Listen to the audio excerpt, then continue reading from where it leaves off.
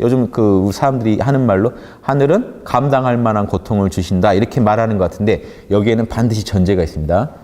여러분이 어떻게 빚을 갚아야 되는지 모르시면요 10원도 감당 못해요.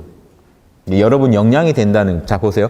영양이 된다는 건 하늘이 볼 때 고를 애초에 왜 줬나요? 양심을 어겨서요. 그럼 고를 어떻게 갚아야 되나요? 양심적으로요. 그러니까 양심으로 대처하지 않으시면 감당 못하고 극복 못합니다. 실제로는. 고를 더 키워놔요. 하늘은 감당할 수 있을 것 같아서 요구했는데 이 친구가 분명히 하늘이 볼 때는 이 친구가 양심으로 해결하면은 100 갚을 수 있다고 봐서 100을 요구했는데 이 친구가 양심으로 대처를 안 하고 사채를 또 끌어다 100을 갚았네요. 그럼 이거는 이제 하늘은 분명히 자비심으로 요구했는데 결과가 참담하게 끝날 수 있죠. 이쪽이 욕망으로 대처했을 때, 편견으로 대처했을 때, 무지와 아집으로 대처했을 때는 하늘이 분명히 인자하게 나한테 요구한 건데도 그걸 피하려고 꼼수를 부리다가 훨씬 더 큰 고를 만들어 놓을 수가 있습니다. 그러니까 무조건 우리가 감당할 수 있다는 게 아니라는 거예요. 그러니까 이 말에는 전제가 있습니다.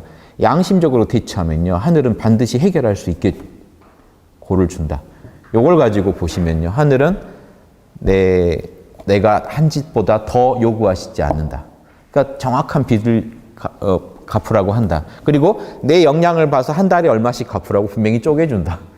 그럼 내가 그것만 갚아 나가면 된다. 즉, 지금 나한테 닥친 그 고만 양심으로 이겨내다 보면 나는 하늘이 얼마나 인자하신지 그것만 닦아가면 여러분은 성불하게 돼 있다는 거예요.